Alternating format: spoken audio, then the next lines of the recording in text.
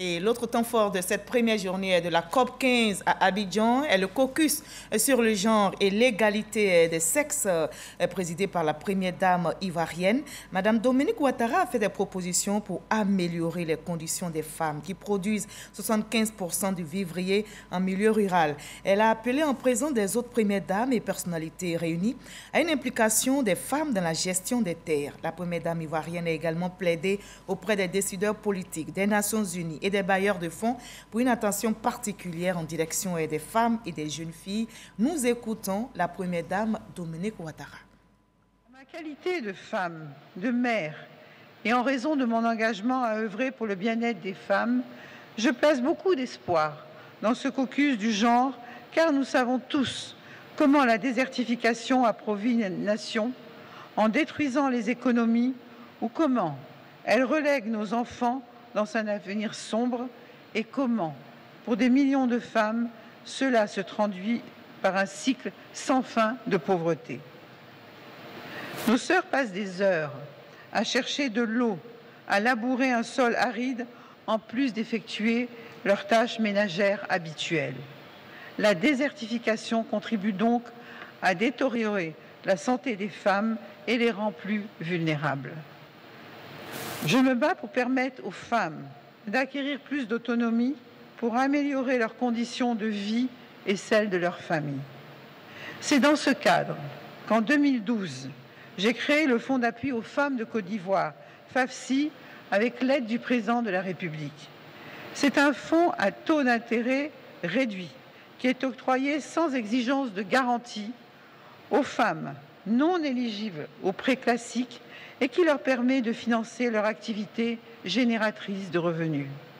Il est doté d'un capital de 25 milliards de francs CFA et a permis à ce jour à plus de 300 000 femmes ivoiriennes d'être financièrement autonomes et de prendre en charge leur famille, soit plus de 2 millions de personnes épargnées de la pauvreté. Et justement, pour évoquer ce caucus sur le genre, nous recevons la ministre Narseneva Touré, ministre de la Femme, de la Famille et de l'Enfant. Bonsoir, Madame la ministre. Bonsoir.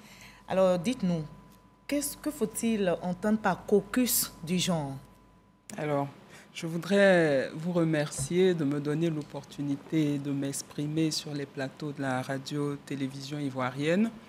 Alors, la Convention des Nations Unies pour la lutte contre la désertification est à sa 15e édition et la COP 15, notre pays a l'insigne honneur de recevoir plus d'une centaine des représentants des pays du monde.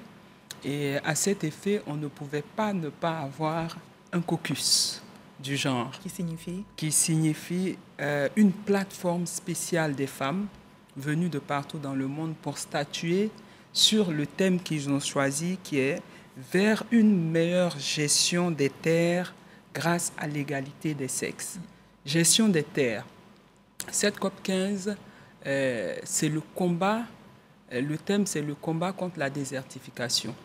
La désertification et la sécheresse, qui est souvent la résultante de l'œuvre humaine ou celle aussi du réchauffement climatique.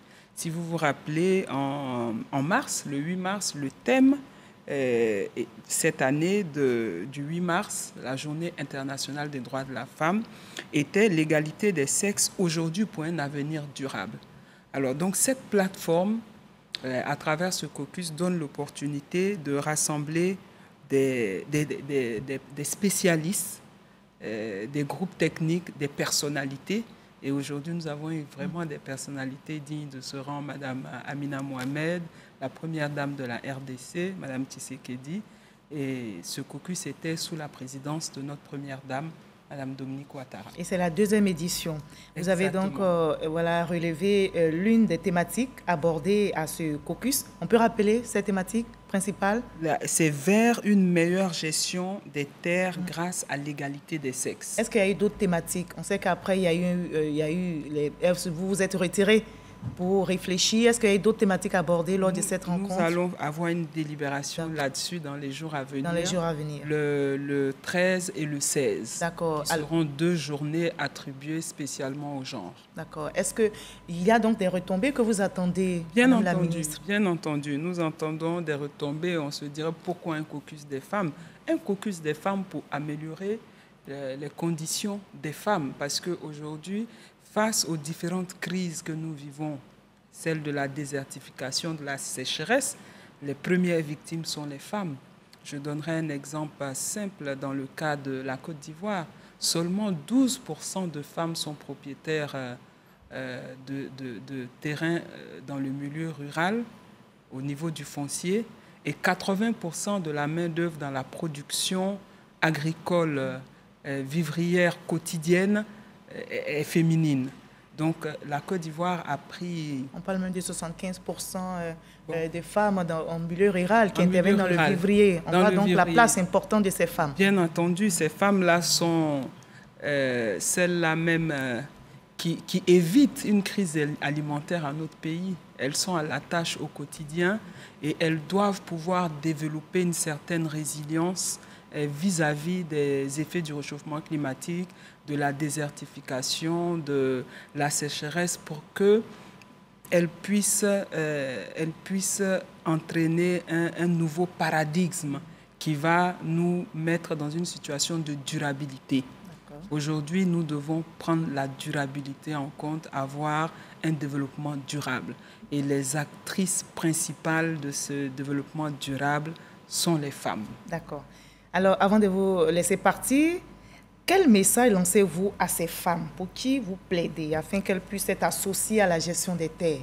Alors, je voudrais m'adresser aux femmes de Côte d'Ivoire et leur dire que la Côte d'Ivoire est réellement de retour dans le concert des nations. Ce matin, le Premier ministre a présenté l'initiative d'Abidjan, ou appelée Abidjan Legacy Programme.